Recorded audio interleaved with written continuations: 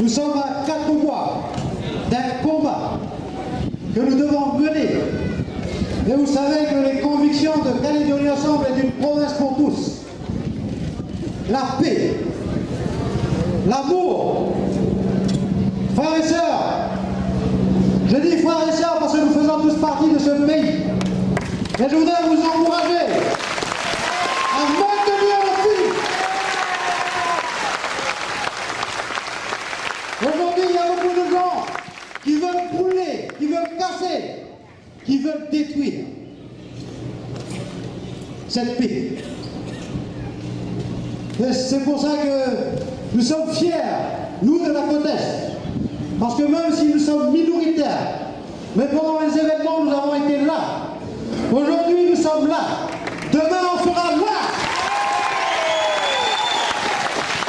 C'est pour ça que je vous dis, aujourd'hui, frères, sœurs, du pays, de toute la Calédonie, pensez à tout ce que nos vieux ont fait.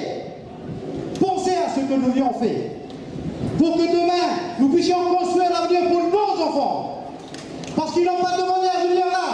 S'ils sont là, c'est parce que c'est nous, parents, qui avons décidé qu'ils soient là. Et quel héritage allons-nous leur laisser?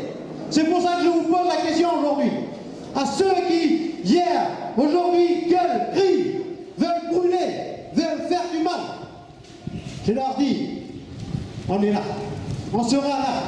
Et je voudrais lancer un appel à toute la Calédonie pour ceux qui, soi-disant, se sont mis ensemble pour un engagement à la province, au Congrès.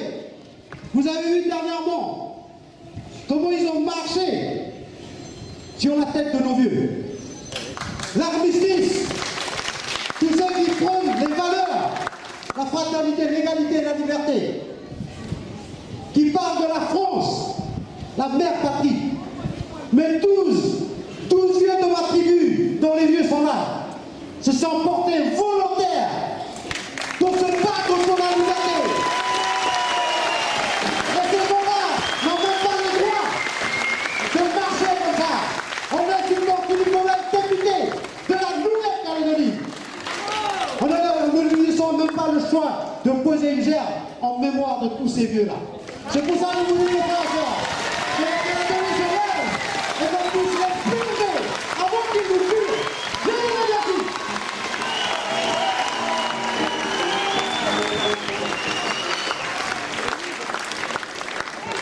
Bonjour tout le monde. Alors je fais partie de la côte Est, bien sûr, parce qu'à chaque fois on oublie que Thio est bien sûr sur la côte Est, même si on est isolé. Moi je voulais simplement peut-être faire rapidement un bilan, puisque ça fait un mandat et demi que j'exerce cette fonction, pour ceux qui l'ont oublié.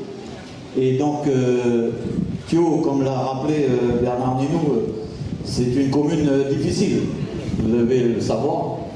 Et même si elle a été difficile, on a été là et on est encore là, et je suis sûr que demain on sera là également.